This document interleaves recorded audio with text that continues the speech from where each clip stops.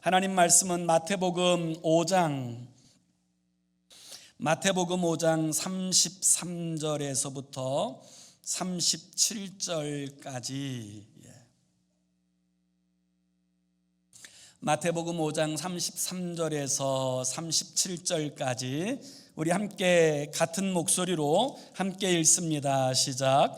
또 옛사람에게 말한 바 헛 맹세를 하지 말고 내 맹세한 것을 주께 지키라 하였다는 것을 너희가 들었으나 나는 너희에게 이르노니 도무지 맹세하지 말지니 하늘로도 하지 말라.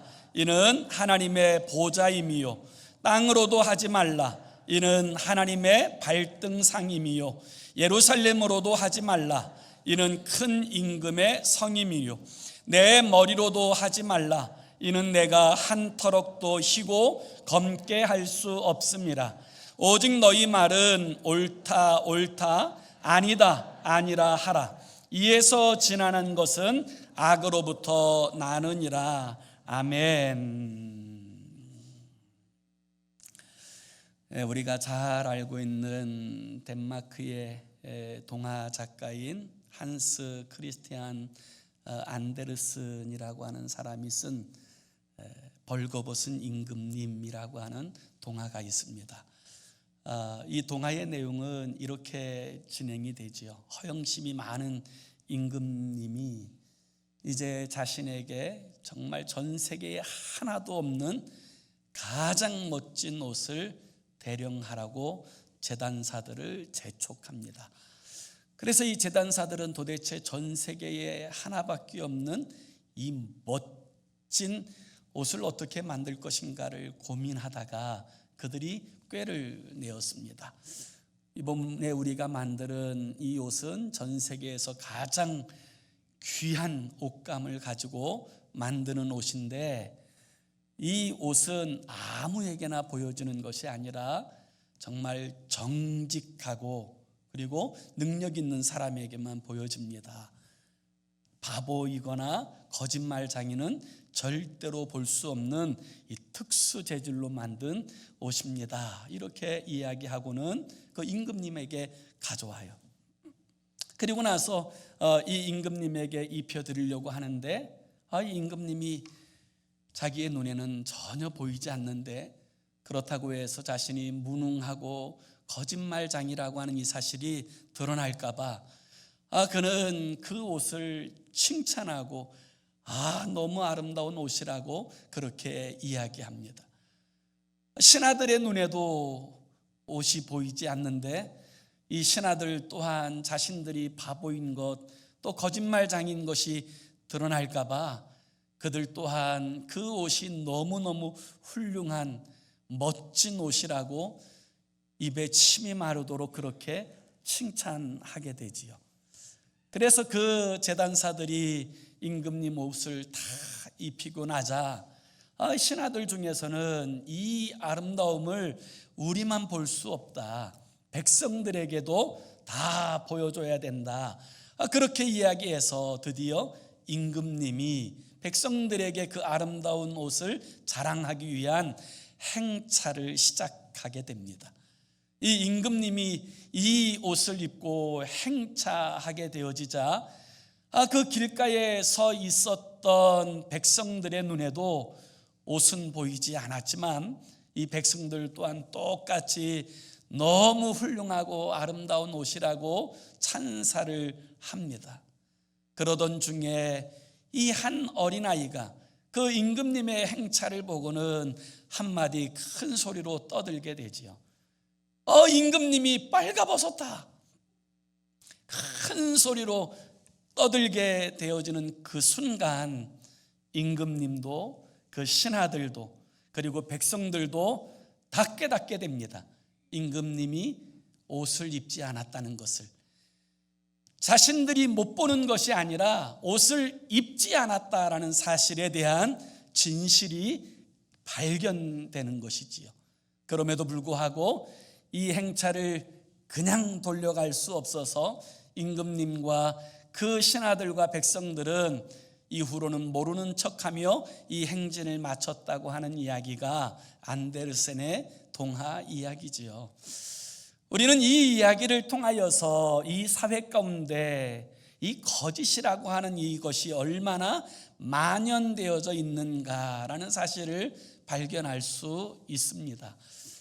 지난 봄에 제가 한국에 잠시 나갔다가 저희 아버님하고 저희 형님하고 저하고 3부자가 아마 난생 처음인 것 같아요. 1박 2일로 속초 여행을 다녀왔습니다. 1박 2일로 속초 여행을 다녀오는 중에 설악산에 올라갔다가 그 다음에 이제 그 아래쪽으로 내려와서는 제가 예전에 오래전에 참 좋아했던 초당 순두부집을 찾아가려고 이제 차를 타고 초당 순두부 있는 곳을 찾아갔어요. 그런데 깜짝 놀란 것은 이 초당 순두부집이 모여져 있는 그 촌락마다 다 원조집이라는 간판이 붙어 있었다는 거예요. 원조는 분명히 한 집밖에 안 될 텐데 아니 원조집이라고 하는 이 간판이 막 온 동네 다 붙어 있는 거예요.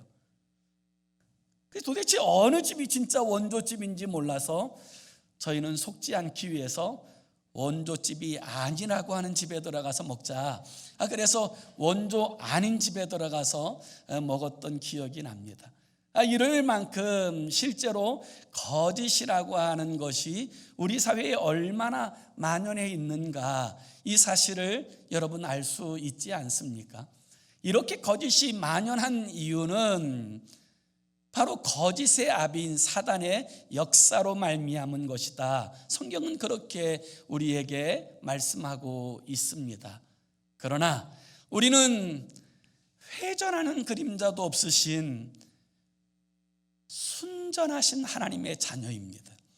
그렇기 때문에 우리들은 이 거짓이 만연한 사회 속에 살면서도 진리의 영이신 성령으로 말미암아 하나님의 진리를 바로 알고 진실을 말하는 그런 하나님의 백성으로 살아야 되는 줄로 믿습니다.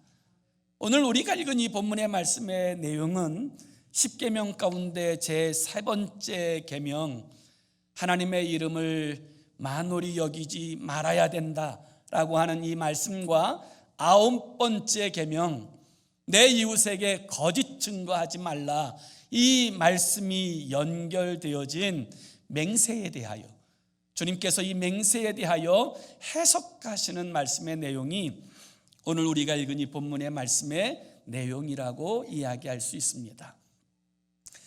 오늘 우리가 읽은 이 본문은 이렇게 시작합니다. 33절에 보면 또 옛사람에게 말한 바, 사실 구약 성경에는 맹세하지 말라라고 하는 계명이 없습니다. 오히려 맹세하라고 말씀하세요. 왜 구약 성경에는 우리에게 맹세, 하나님의 이름으로 맹세하라고 말씀하실까요? 이 맹세라고 하는 이 말의 의미는 자기의 행위나 말에 대한 그 진실성을 주장하기 위해서 자기보다 더 큰 권위의 이름을 빌려 맹세하는 것을 말하는 거예요. 그래서 구약에서 주님께서는 이스라엘 백성들에게 맹세라고 하는 형식을 주신 이유는 하나님의 백성들이 거짓말하지 않는 그런 백성이 되기를 기대하셨기 때문이에요. 그런 까닭에 우리는 이 맹세는 반드시 지켜야 할 선이 있어요.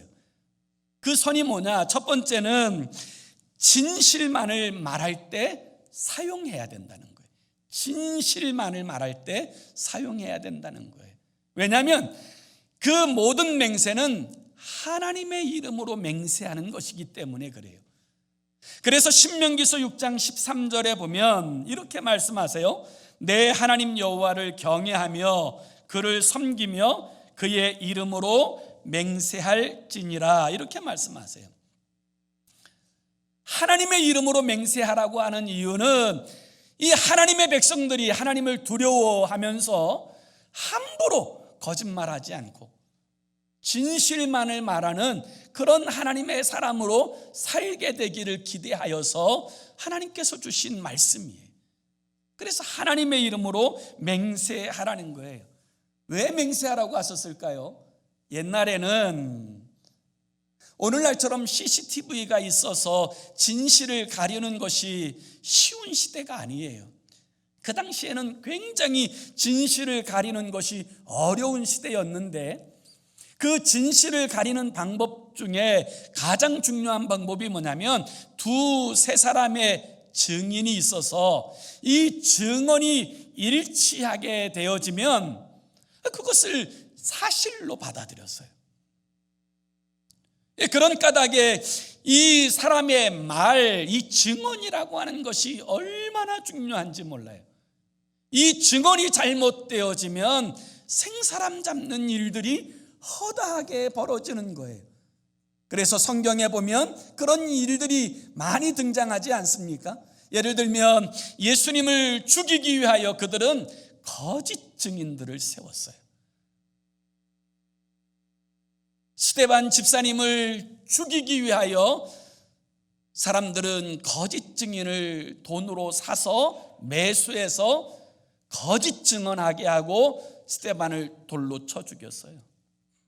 악녀인 이세벨은 그 나봇의 포도원을 차지하기 위해서 거짓 증인을 내세우고 그 나봇을 쳐 죽인 후에 그 포도원을 차지합니다.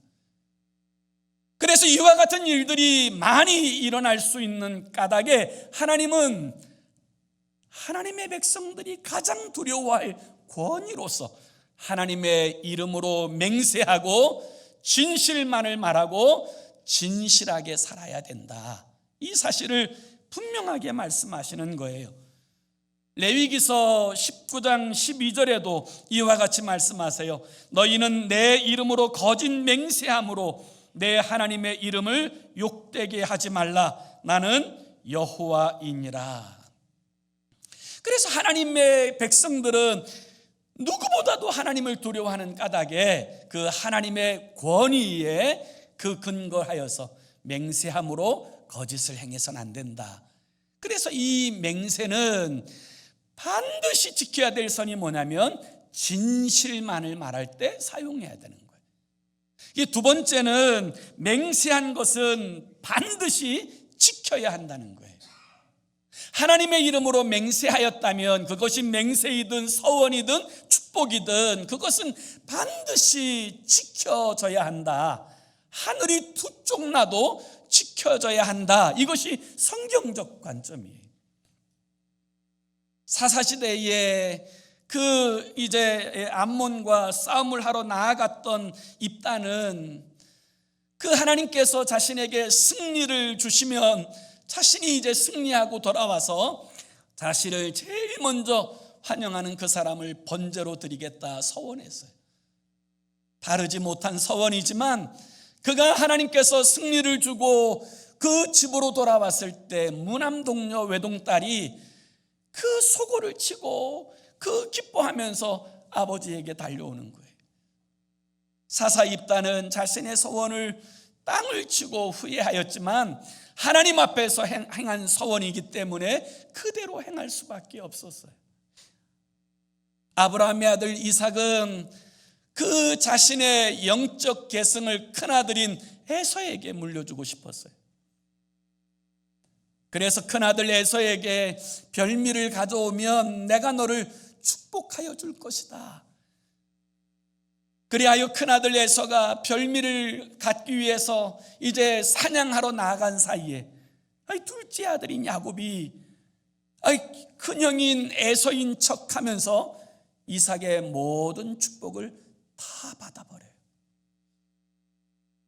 그런 지 얼마 되지 않아서 에서가 짐승을 잡아가지고 요리를 해서 별미를 가지고 이삭에게 나아갔더니 이삭이 속은 줄 알면서도 에서를 축복하지 않는 거예요. 요즘 같으면 속았으니까 퇴퇴퇴. 그리고 나서 이제 축복할 만도 한데 여러분, 축복이라는 게 무슨 문서를 쓰는 것도 아니고 말로 하는 축복 아닙니까? 그래서 이 거짓말을 했으니 이거 다 무효다 이렇게 이야기하고 이제 진짜 축복은 에서에게 임할 것이다, 이렇게 축복할 만도 한데 이삭은 절대로 그렇지 않습니다.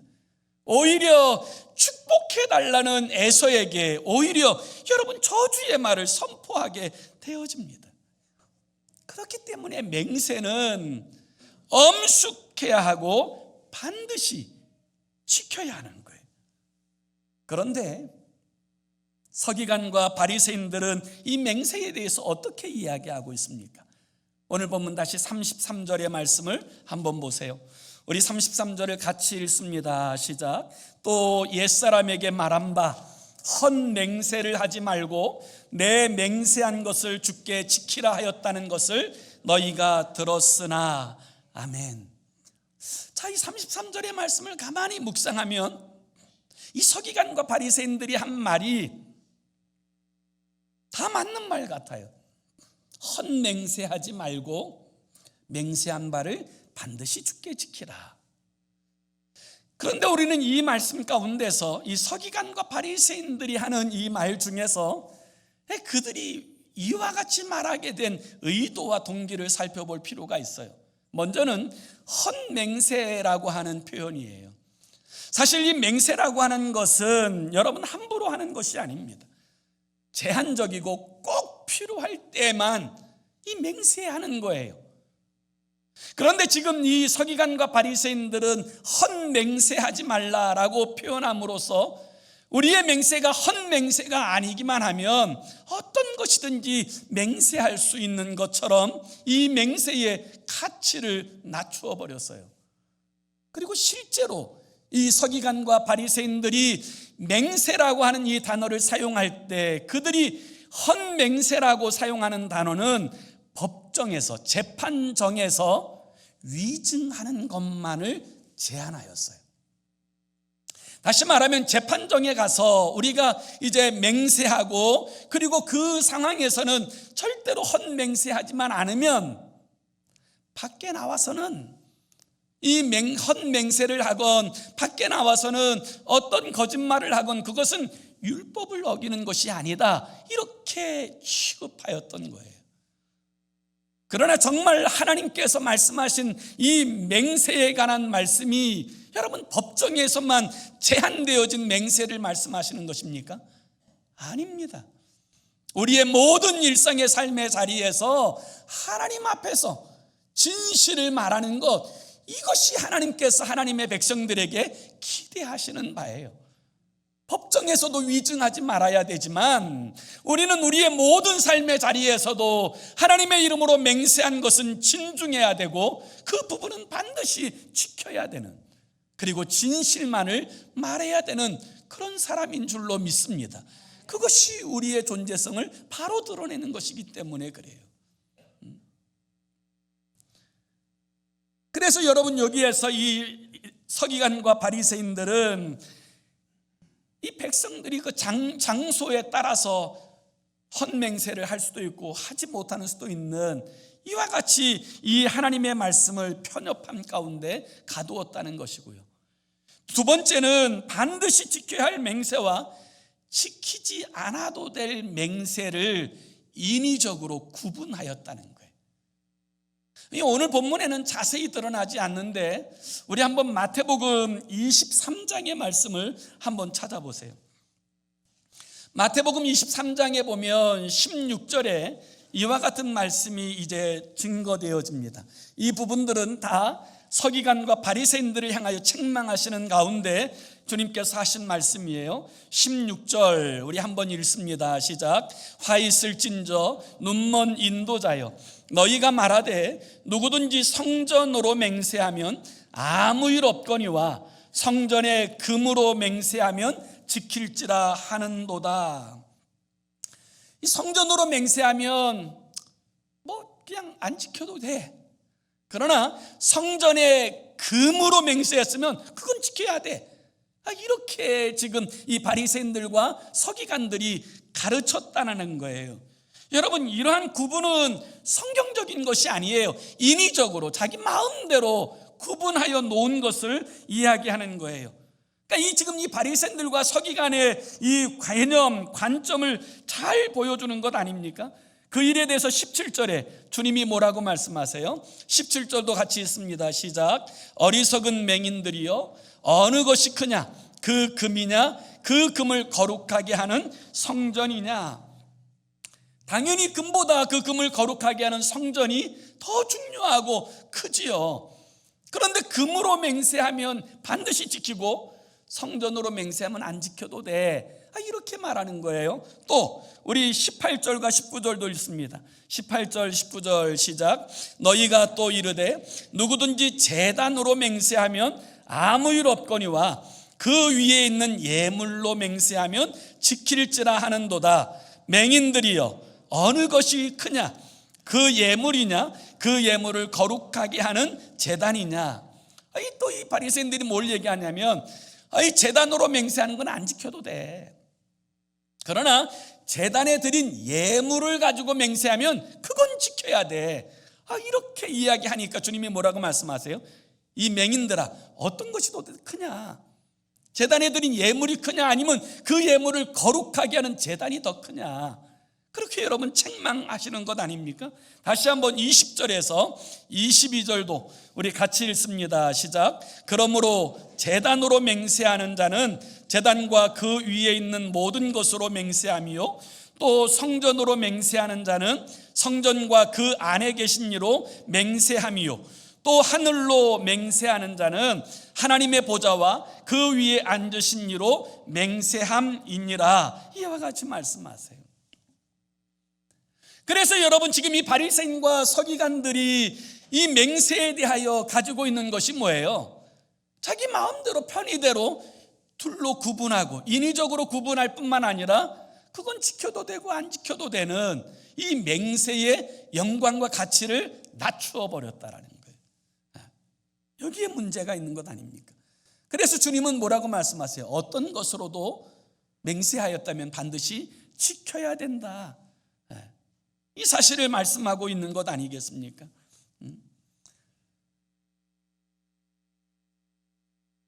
자기 딴에는 하나님의 이름을 망령되이 일컫지 않겠다라고 생각을 해서 하나님의 이름으로 맹세하지는 않습니다. 그래서 하나님의 이름으로 맹세하지 않는 대신에 내가 성전으로 맹세해, 내가 제단으로 맹세해, 이렇게 이야기하면 그거는 안 지켜도 되어지는 일처럼 취급하고 여겨지는 이 바리새인과 서기관들, 그리고 그들의 가르침을 따르는 사람들의 어리석음에 대해서 주님께서 말씀하고 계시는 거예요. 요즘 심지어는 요즘에 어머니로 맹세한다 이렇게 하는 사람도 있더라고요. 여러분, 그 어머니는 하나님이 주신 분 아닙니까? 그래서 어느 것으로도 맹세한다면 그것은 하나님과 연관성 속에서 반드시 지켜야 된다는 사실을 주님께서 교훈하고 계세요. 그래서 맹세에 대해서 우리 주님은 뭐라고 해석하고 계십니까? 자, 오늘 본문을 다시 돌아와서 마태복음 5장 33절부터 또 옛사람에게 말한 바 헛맹세를 하지 말고 내 맹세한 것을 주께 지키라 하였다는 것을 너희가 들었나니, 34절 나는 너희에게 이르노니. 여기 나는 너희에게 이르노니, 이 말은 율법의 수여자이신 주님께서 이 부분들을 정확하게 이 계명을 해석하신다는 말씀을 가지고 있는 거예요. 그리고 나 34절에서 36절까지, 자, 이 부분도 우리 한번 같이 읽습니다. 시작. 나는 너희에게 이르노니 도무지 맹세하지 말지니 하늘로도 하지 말라, 이는 하나님의 보좌임이요, 땅으로도 하지 말라, 이는 하나님의 발등상임이요, 예루살렘으로도 하지 말라, 이는 큰 임금의 성임이요, 내 머리로도 하지 말라, 이는 내가 한 터럭도 희고 검게 할 수 없음이라. 이와 같이 말씀하세요. 그래서 주님께서 말씀하신 첫 번째 말씀은 뭐예요? 맹세하지 말라는 거예요. 그러면 이 말씀을 정말 문자적으로 받아들여야 되느냐, 이 부분들을 우리가 잘 생각해 볼 필요가 있어요. 맹세하지 말라라고 말씀하신 주님의 의도가 무엇이냐? 어떤 사람들은 이 맹세하지 말라는 이 말씀을 문자적으로 받아들이는 사람들이 있어요. 여호와 증인이라든지 퀘이커 교도들이라든지 이런 사람들은 이 말씀을 문자적으로 받아들여서 그런 국기에 대해서 맹세하지 않습니다.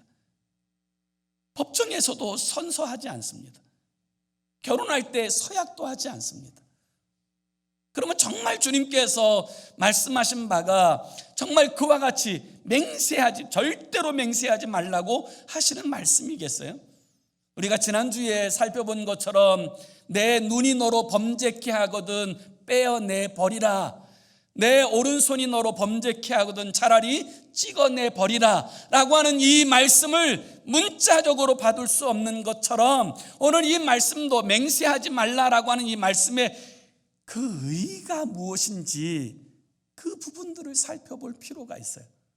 여기 맹세하지 말라고 하신 말씀은 구약 성경에서 주님께서는 하나님께서 맹세하라고 말씀하세요. 심지어 하나님의 이름으로 맹세하라고 말씀하셨어요. 구약 성경 또한 하나님께서 주신 말씀이에요. 그러면 그때는 맹세하고 지금은 맹세하지 말라고 하시는 뜻이냐? 그렇지 않습니다. 하나님은 당신이 직접 맹세하심으로 이 맹세의 본을 보여주신 분이에요.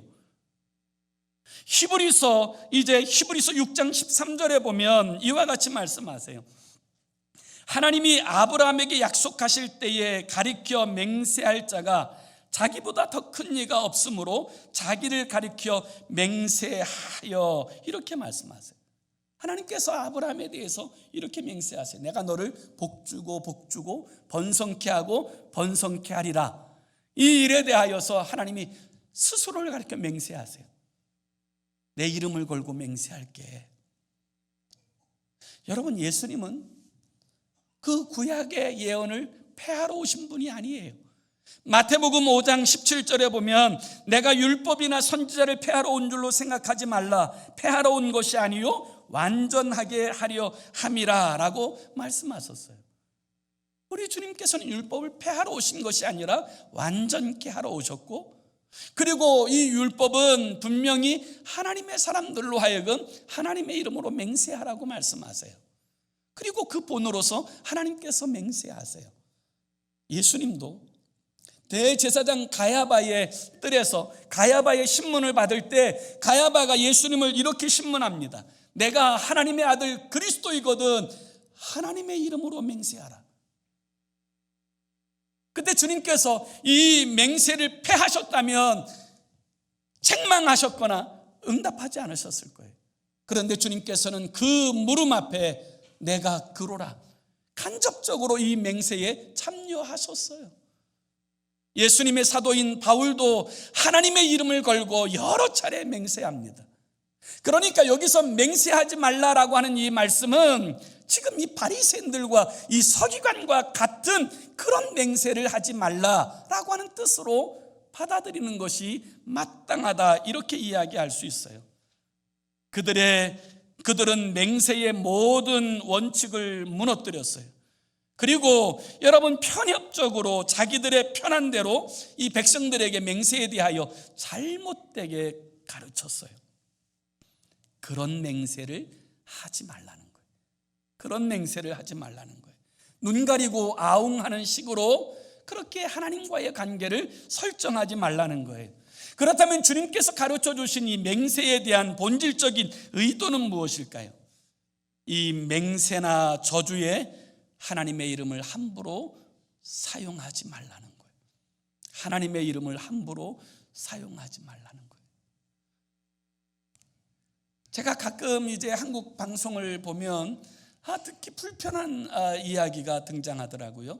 아주 유명한 연예인을 가리켜서 윤호님 뭐 이렇게 이야기하더라고요. 네. 또 어떤 경우에는 또 어떤 연예인을 너무 예쁘게 성형시켜 주었다고 의사를 의느님 이렇게 표현하더라고요. 또 어떤 경우에는 세상에 치킨이 맛있다고 치느님 이렇게 표현하더라고요. 이게 뭐 모든 게 다 느님이 되는, 그리고 그 이름 앞에 또 갓이라고 하는 이름을 붙여서 뭐 갓재석 이렇게 표현하기도 하고, 참 그런 모습들이 유머스럽게 표현하는 방식으로 시작되었다 할지라도 제가 듣긴 너무 불편하더라고요. 그건 절대로 하나님께서 기뻐하시는 표현 방식이 아니에요. 그것을 당연한 것처럼 받아들이는 것은 전 잘못된 모습이라고 생각합니다. 서양에서도 미국에서도 마찬가지 아니에요. 욕을 할 때 하나님이나 예수님의 이름을 섞어서 이 욕을 하는 일들이 벌어져요.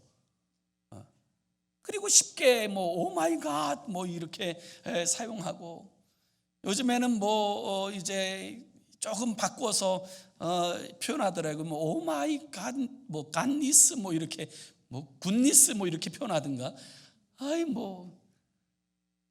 여러분, 하나님의 이름이 그렇게 취급되어질 이름이 아니에요.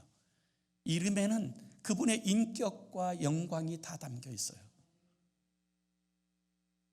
여러분, 만약에 우리의 이름을 아무데나 갖다 붙이면 좋아하겠어요? 개나 돼지에게 우리의 이름을 붙여놓으면 누가 좋아하겠어요? 하물며 창조주이신 조물주이신 그분의 영광스러운 이름을 함부로 사용하는 것, 그것은 하나님께서 절대로 기뻐하시는 일이 아니에요. 그럴 뿐만 아니라 이 세상에 있는 모든 것을 가리켜 맹세하지 말라라고 교훈하고 있어요. 왜 이 세상에 있는 모든 것을 가리켜 맹세하지 말라고 하실까요? 오늘 34절부터 보면 하늘로도 하지 말라, 이는 하나님의 보좌임이요, 땅으로도 하지 말라, 이는 하나님의 발등상임이요, 예루살렘으로도 하지 말라, 이는 큰 임금의 성임이요, 내 머리로도 하지 말라, 이는 내가 한터럭도 희고 검게 할 수 없습니다. 여러분, 이 말씀이 가지고 있는 의도가 뭐예요? 이 땅에 있는 모든 것이 하나님과 연결되지 않은 것이 어디 있느냐는 거예요. 그게 어떤 것을 가지고도 거짓을 말하는 일에 사용되어져서는 안 된다라는 사실을 교훈하고 있는 것 아닙니까? 그럴 뿐만 아니라 또 일상적 대화에도 맹세하는 일을 금하셨어요. 일상적 대화에도 맹세하는 일을 금하셨어요. 바리새인들은 법정에서만 헛맹세하지 않으면 괜찮다, 그건 율법을 어긴 것이 아니다, 그렇게 이야기하였지만 주님은 법정뿐만 아니라 우리의 모든 일상적 삶의 자리에서도 헛된 맹세하면 안 된다, 이 사실을 분명하게 말씀하고 있는 것 아닙니까? 그러면 어떻게 살아야 합니까?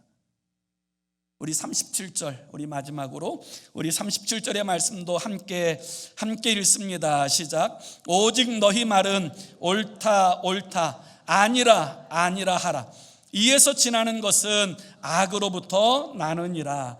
아멘. 그래서 이 하나님의 백성들이 살아가는 이 삶의 방식, 언어의 방식은 뭐냐면, 맞는 것은 맞다, 아닌 것은 아니다, 심플하고 단순하게 말해야 된다는 거예요. 말이 길어지면 뭔가 문제가 있어요. 남편의 말이 길어지면 뭔가 수상한 일이 있는 거예요. 말이 길어지는 것에는 뭔가 문제가 있을 가능성이 많아요.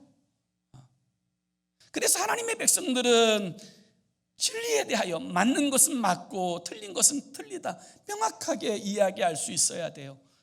그런데 여러분, 우리가 살아가는데 이 일이 결코 쉽지 않습니다. 자기의 이익을 위해서도 혹은 다른 사람들을 배려하는 차원에서도 우리는 때로 거짓을 말하거나 과장하거나 축소하는 일들이 많이 있어요. 나도 모르는 사이에 왜곡된 표현으로 이야기하는 경우도 많이 있어요. 주님은 그것이 마땅치 않다고 말씀하시는 거예요. 하나님의 사람들은 진실해야 된다. 어떤 손해가 있어도, 어떤 대가를 지불해도 진실해야 된다. 그게 하나님의 뜻이에요. 왜 그렇습니까? 우리가 하나님의 자녀이기 때문에 그래요. 천국 백성이기 때문에 그래요. 진리의 성령이 우리 안에 내주하시기 때문에 그래요. 그래서 우리는 진리를 말하는 그런 사람으로 살아야 되는 줄로 믿습니다. 무엇보다도 우리는 진리의 복음을 전하도록 부름받은 사람이기 때문에 그래요. 진리의 복음을 전해야 될 사람이 진실하지 못하고 거짓을 말한다면 누가 그가 전한 복음을 진리라고 받아들이고 주께로 돌아오겠어요? 그렇기 때문에 적어도 그리스도 예수의 사람들은 진리 가운데서 행해야 합니다. 손해를 보아도 어려운 일을 당해도 진리 가운데 행하는 것, 그것이 바로 하나님의 백성의 특징이라고 이야기할 수 있는 거예요. 오늘 우리들의 삶의 자리에서, 우리의 언어 생활에서, 우리의 일상적 모든 삶의 자리에서 여러분 오늘 이 주님 주신 말씀을 다시 한번 깊이 새기셔야 합니다. 우리는 진리의 영 안에 거하는 존재들이에요. 그리고 우리를 통하여서 이 진리의 복음이 온 세상에 증거되어야 될 그런 사람이에요. 우리가 세상의 모든 일에 대해서 단순하고 선명하게 예와 아니요를 분명하게 할 수 있는 그런 하나님의 사람들이 다 되기를 예수의 이름으로 축원합니다. 기도합시다. 우리 함께 같이 기도하기 원합니다. 이렇게 기도했으면 좋겠어요. 주님, 주님의 인격을 담게 하시고 주님의 진실하심 같이 우리도 진실하게 하여 주옵소서. 이렇게 기도했으면 좋겠어요. 우리 하나님은 회전하는 그림자도 없으실 만큼 완전하신 진실하신 하나님이에요. 조금의 거짓도 조금의 그림자도 없으신 분이에요. 그 주님께서 우리에게 아버지 거룩하심 같이 너희도 거룩하고 주의 온전하심 같이 너희도 온전하라고 말씀하세요. 그런데 우리가 이 하나님이 주신 이 맹세를 편의적으로 인위적으로 나누어서 자기 마음대로 활용하고 있는 이 어리석음 가운데 아버지 있을 때가 있어요. 오늘 우리들의 삶의 자리에서 하나님 우리의 말이 분명한 주의 사람이 되게 하여 주옵소서. 예와 아니요를 분명히 하고 정말 어떤 상황에서도 진실함 가운데 행하여 나타내는, 그래서 우리가 전한 이 복음이 진리의 복음인 것을 드러내는 주의 사람으로 살게 해달라고 우리 함께 합심으로 기도하겠습니다. 살아계신 하나님 아버지, 우리 주님의 은혜와 사랑을 진심으로 감사합니다. 주 하나님께서 우리를 진리 가운데 부르셨습니다. 그리고 진리의 영이신 주 성령께서 우리 안에 내주하십니다. 하나님께서 우리를 통하여 이 땅 가운데 행하시고자 하시는 선한 일은 아버지 복음의 진리를 온 세상 사람들 가운데 전하는 것입니다. 아버지 영광스러운 일들을 위하여 먼저 우리가 구별되게 하여 주시되 아버지 우리로 하여금 하나님과 사람 앞에 진실하게 하여 주옵소서. 그리고 아버지 우리의 말이 정말 진리 되신 하나님의 말씀을 담아내기에 합당한 그릇이 되게 하여 주시고 아버지 하나님 정말 우리를 통하여서 이 진리의 복음이 온 땅 가운데 나타나지도록 그 영광스러운 일에 우리의 삶이 쓰임받게 하여 주시옵소서. 아버지 하나님, 우리 사랑하는 필그림교회 모든 성도들 오늘 이 시간 함께 하여 주셔서 이제 거짓의 영의 모든 유혹들을 다 물리치고 진리 가운데 행하게 하시고 진리 되신 주님을 사랑하며 그 가운데서 동행하는 주의 사람들이 다 되게 하여 주시옵소서. 우리 주님 역사하시고 영광받아 주시옵소서.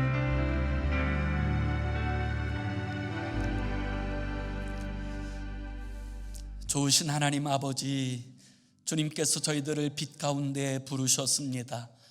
아버지 하나님, 세상 모든 사람들이 볼 수 있도록 우리를 등경 위에 두셨습니다. 세상 사람들은 하나님의 말씀은 읽지 않지만 그리스도인의 삶을 읽습니다. 우리의 삶을 통하여 진리 되신 그리스도를 바르게 증언하게 하여 주옵소서. 예수 그리스도의 이름으로 기도 올리옵나이다. 아멘.